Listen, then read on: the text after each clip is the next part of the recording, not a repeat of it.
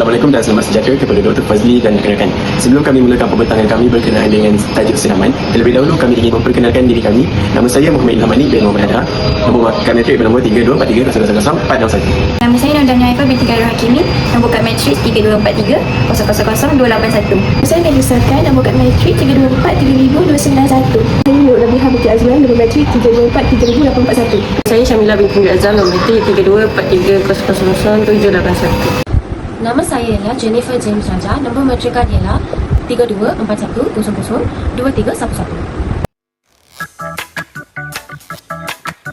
Salam sejahtera. Dalam kehidupan seharian, aktiviti fizikal sangat penting untuk memastikan tubuh badan kita kekal sihat, cergas dan bertenaga. Walaupun ringkas, senaman mampu membantu mengurangkan tekanan serta meningkatkan kesihatan fizikal dan mental. Menerusi video ini, kami ingin berkongsi beberapa contoh aktiviti senaman yang mudah dilakukan dalam suasana santai. Diharapkan perkongsian ini dapat memberi kesedaran dan menarik minat penonton untuk mengamalkan gaya hidup aktif dalam kehidupan seharian. Mari kita saksikan bersama.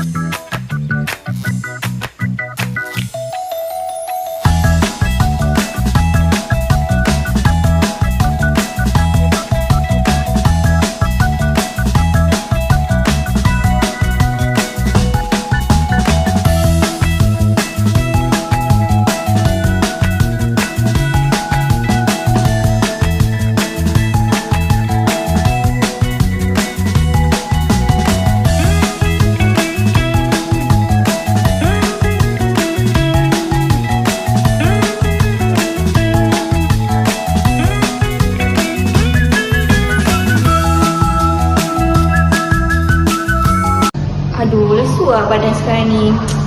Search kat TikTok lah cara-cara nak jaga kesihatan diri. Bersenam 3 kali seminggu. Aku nak pergi jogging tapi tak ada kawan pula. Takkan aku nak pergi seorang-seorang. Ya, aku rasa aku dah gemuk lah. Dah raya nak dekat.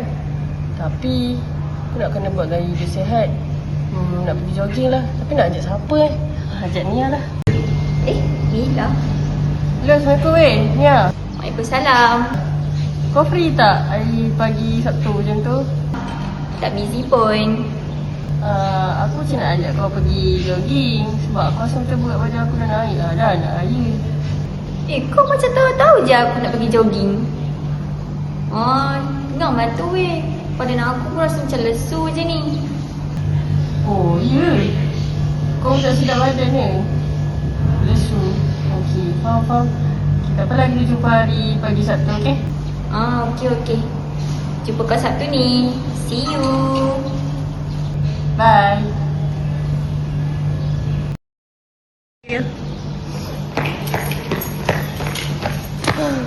Dah lama tak jogging. Boleh tak pancit weh. Weh, penat weh. Aku rasa kan kita kena jogging 3 kali seminggu. Kalau buat masa permulaan lah. Tapi kalau sekarang nak buat tiap hari, memang penat lah weh. Betul tu, aku setuju. Sebab konsisten tu lebih penting daripada berlebihan. Exercise ni kan macam study. Buat sikit-sikit tapi kerap. Berbanding buat last minute tapi jadi beban. Betul tu, setuju. Jom macam sama jogging. Jom. Aduh, penatnya. Nak tangga ni, memang kita dah kira macam kita dah workout lah kan? Kalau kau rasa overload, jantung kau laju. Kita ni dah betul lah tu. So, berapa kita nak bayar gym yang mahal tu, kita naik je lah tangga hari-hari. Betul lah tu. Tak payah bagi duit. So, kita naik lagi. Yes.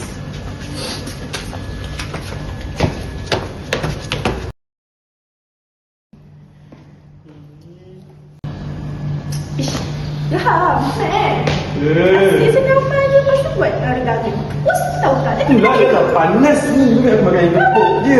Korang tahu tak senang ni bukan pasal stretching je tau. Dia aktiviti secara terbuka. Contohnya macam main badminton ke. Ke? Juga. Mesti boleh lah betah ni badminton. Jom.